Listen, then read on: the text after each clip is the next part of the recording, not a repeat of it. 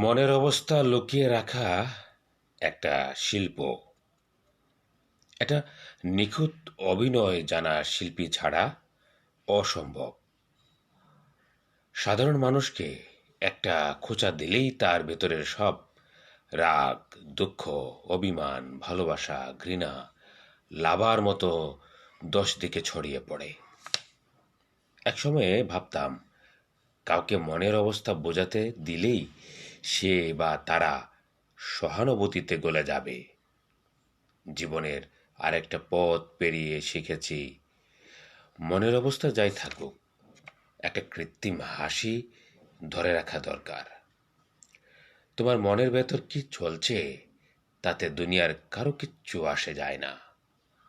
তুমি মোটেই গুরুত্বপূর্ণ কেউ নও।